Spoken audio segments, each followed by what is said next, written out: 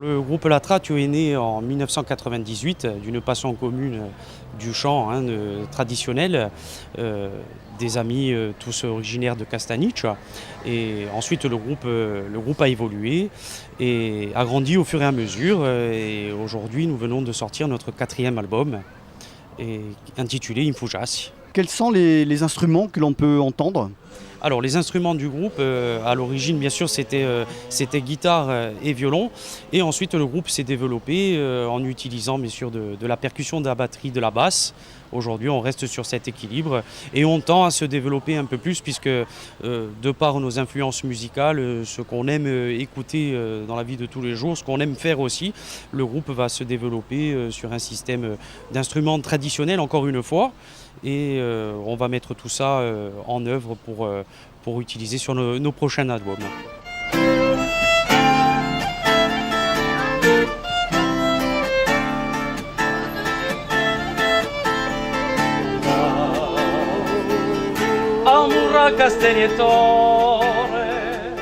Quel est votre répertoire? Notre répertoire, en fait, on n'est pas assimilé dans un répertoire vraiment classique. En fait, ce qui nous plaît de faire et ce qui caractérise aujourd'hui le style de La Tratio, c'est que vraiment, on a une typicité musicale, mais qui est très élargie. On n'est pas enfermé, cloisonné dans un style de musique à proprement dite.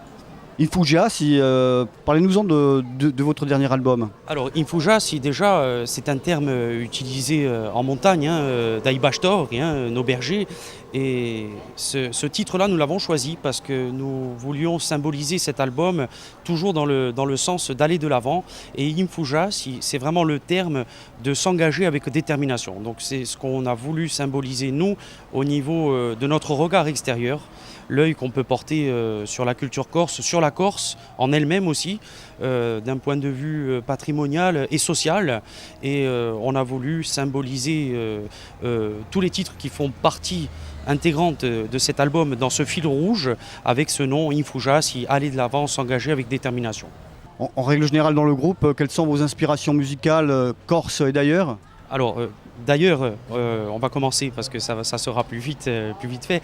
D'ailleurs, on retrouve pas mal de celtique, puisque la musique celtique est quand même très proche de la musique traditionnelle corse.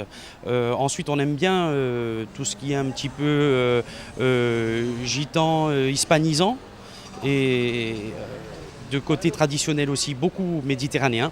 Bien sûr, cette influence musicale qu'on retrouve aussi beaucoup en Corse.